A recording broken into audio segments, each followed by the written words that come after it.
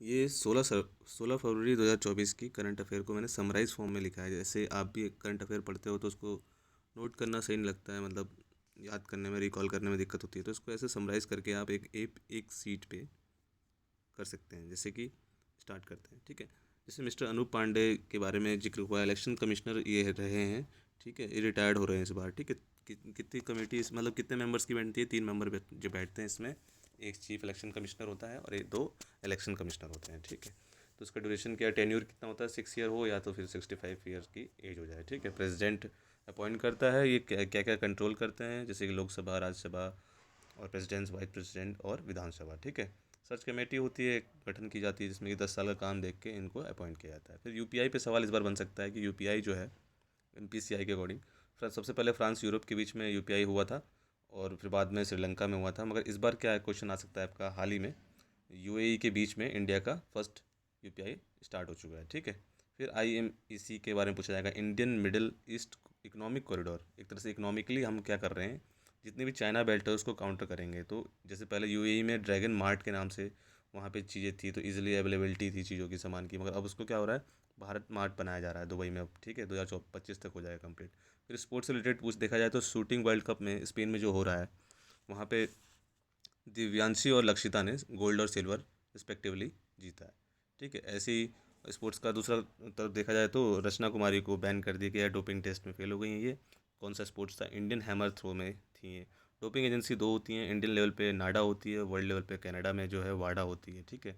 नाडा के हेड जो हैं पीटी ऊषा बनाई गई हैं और कनाडा में वाडा होता है, ठीक है।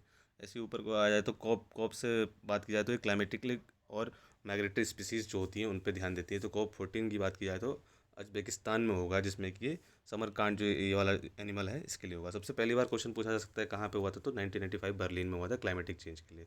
राम मंदिर की इस पर हाईलाइट रहा है, जिसमें पूछा सकता है वेब्स के अंदर। और ये 108 फीट का है, 7 शिखर हैं इसमें, ठीक है। फिर उसके बाद योजनाएं बहुत इंपॉर्टेंट है, हर साल योजना से क्वेश्चन आ सकता है। प्रधानमंत्री कौन सी होती है? मुख्यमंत्री लेवल पे इस बार हाईलाइट सबसे ज़्यादा जो रही है, मुख्यमंत्री विश्वकर्मा पेंशन योजना। जो विश्वकर्मा, जिसमें भी जितने भी लेबरर और स्ट्रीट जो सड़कों पे व्यापारी हैं, उनसे क्या किया जाएगा, कुछ कुछ रुपये, 400-500 रुपये उनके बैंक में डलवा के फिर उनको पेंशन के फॉर्म में दिया जाएगा। फाइनेंस मिनिस्ट्री जो दिया कुमार है उसके हुआ है। और एक और लाडो योजना भी आई थी, और वहाँ जो राजस्थान में होगा सबसे पहले, और सीएम जो वहाँ के हैं वो भजन लाल हैं। कुछ योजना जैसे महतारी वंदना इस बार सबसे इम्पोर्टेंट रहा है, छत्तीसगढ़ में लाई जा रही है। उसके बाद मुख्यमंत्री महिला उद्यमिता अभियान कहाँ है? असम में है। मुफ्त बिजली योजना, जो कि इसका नाम अब पीएम सूर्य दया कर दिया गया है, 22 जनवरी को लॉन्च हुई थी। स्वाति पोर्टल भी बनाया गया है वुमेन के लिए, जो कि इस टाइम पे फोकस करता है। T20 वर्ल्ड कप की रोहित शर्मा कैप्टन इस बार बनने वाले हैं। बीसीसीआई का हेड कौन है? रोजर बिन्नी, सबको मालूम होना चाहिए। सेक्रेटरी जैसा है।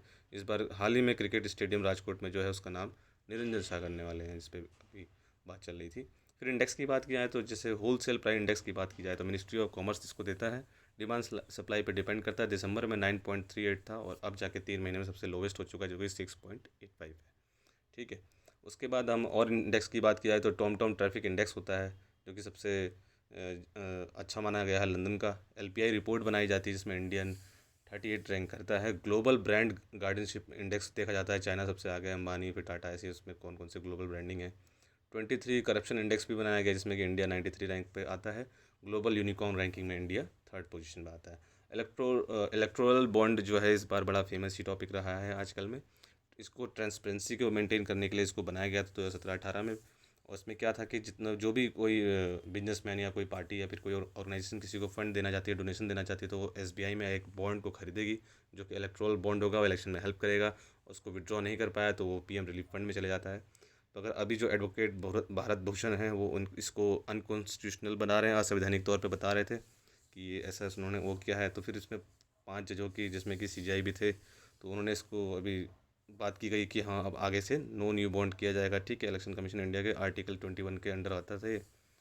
और सिविल जज जो इस बार फर्स्ट वुमेन जो है वो शादीशुदा जो हैं वो हैं, 23 साल की हैं, और वी श्रीपति नाम है उनका, ठीक है। इन्होंने अभी सिविल जज के तौर पे अपॉइंट किया गया है। इस तरह से आप पूरे करंट अफेयर जो पर डे का है उसको एक A4 साइज़ पे समराइज़ कर सकते हैं, ताकि हमें रिकॉल करने में आसानी रहेगी, ठीक है। तो चैनल को लाइक सब्सक्राइब करिए आगे, और आपको ऐसे वीडियो मिलते रहेंगे।